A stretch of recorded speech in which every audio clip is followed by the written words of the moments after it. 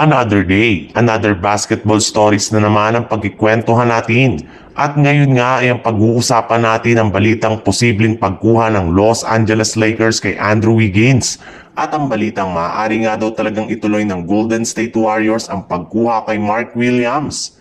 Hindi pa rin nga sinasarado ng Los Angeles Lakers ang posibilidad na gumawa sila ng isang malakihang trade once na bumukas na ang off-season.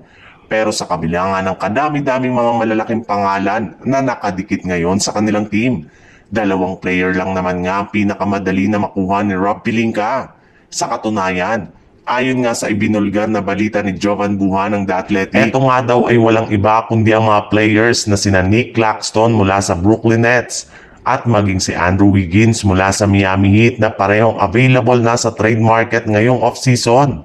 Yes, pagkakataon na nga ito ni Rob Pelinka na makakuhang muli ng mas magagaling na role players na mas makakatulong kina LeBron James at Luka Doncic next year. Hindi naman nga daw po magiging mahirap pa sa Lakers na kunin ang dalawang ito dahil kakailanganin lamang nga nila dito na isakripisyo ang ilan sa kanilang mga key players. Kagaya na lang ni Rui Hachimura, Gabe Vincent, Maxi Kleber, Jared Vanderbilt, Dalton Kenny at isa sa future first round pick.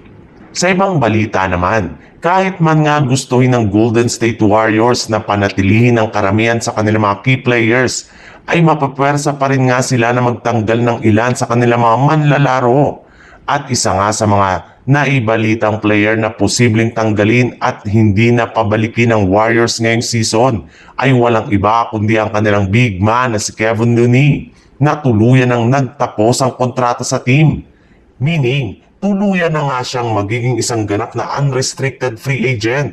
Ibig sabihin nito, pwede na nga siyang bitawan ng Golden State Warriors kahit anuman oras once na magbukas ang free agency ngayong off-season.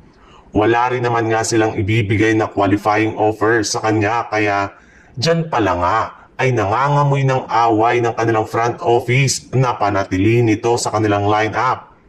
Ayon pa nga sa lumabas na balita, mas pipiliin na lamang nga daw ng Warriors na gamitin ang may iwan nitong pwesto para makakuha sila ng bagong center. Kagaya na lang ni Mark Williams na ginawa ng available ulit ng Charlotte Hornets sa trade market ngayong off-season. Kaya pwedeng-pwede na nga nila ito na makuha as soon as possible.